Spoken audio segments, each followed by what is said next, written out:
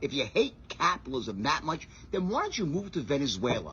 Oh, you messed up, Jordan. I've been waiting for you to slip up and say something dumb on this app, you human embodiment of capitalist greed. See, I was interested in socialism in college, and I had a professor ask me this question: why don't you move to Venezuela? But when I tried to ask questions and get details about what was going on, the only answer I could get was, they're poor because they're socialist. And I was like, well, that makes no sense, so I guess I'll write my senior thesis on it. And what I found in my research, Mr. Belfort, turned me into a socialist for life. Western capitalists like you sucked the oil out of Venezuela for years until that's what their economy was dependent on. And when the Socialist Party won election, they kicked these Western multinationals out and reinvested a lot of that oil revenue in social programs. This decreased poverty by 25%, illiteracy by 49%, homelessness. So the US put 160 sanctions on them and surrounded the country with our military so we can steal anything they try and trade. So you see, Jordan, Venezuela didn't fail, they're being strangled to enrich losers like you. You move. If you're a socialist on the internet, you've almost certainly had to deal with this argument at some point. Some Republican out there saying, move to Venezuela, as if that's supposed to be something that's inherently bad.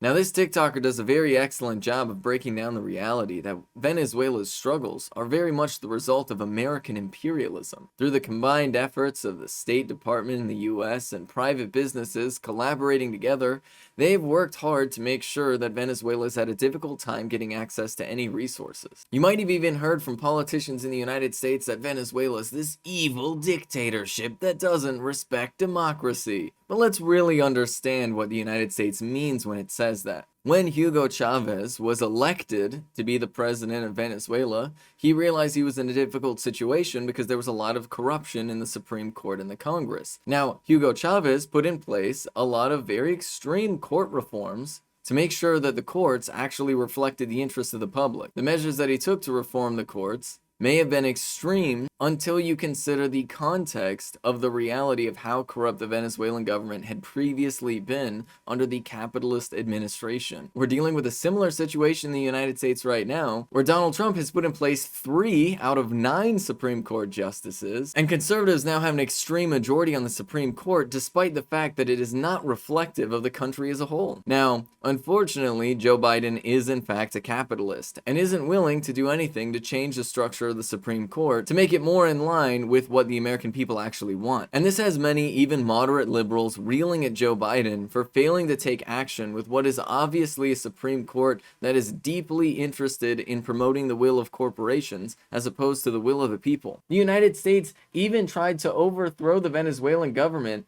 by pretending that a party that boycotted the election, that only had like 5% support in the first place, was somehow the rightful government of Venezuela. I mean, think about it. That's like the Libertarian Party in the United States choosing to boycott the election, and then Gary Johnson declaring himself the rightful president of the United States. It's absolutely cartoonish, but these are the things that the United States of America unironically tries to put forward to the American people as fact. This TikToker does an excellent job of putting all of that into perspective when it comes to Venezuela in particular. But the bigger takeaway from this is the fact that you really cannot trust the words the United States has to say about socialist countries, because there's this long history of dishonesty towards the American people about what exactly the United States is doing. I mean, seriously. If the United States is willing to paint somebody like Fidel Castro as some sort of evil dictator, despite the fact that Fidel Castro was widely recognized by people in the global south as a hero of the people, despite the fact that Nelson Mandela considered Fidel Castro a good friend and inspiration. Always say anything.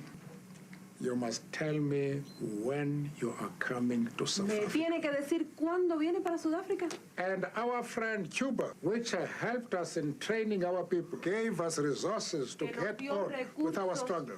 And our people as doctors and so on. You have not come to our country. When are you coming? No he visitado a mi patria surafricana. I haven't visited my South African homeland La yet. quiero como una patria. I love it as a Quiero por homeland. él. Then who wouldn't the United States slander in their efforts to imperialize the globe? This is Ben Carollo with Rebel Headquarters. You can catch my show Galaxy Brain on the Young Turks Twitch channel every Friday at 4 p.m. Eastern Time. You can follow me on Twitter if you want to stay up to date with my content.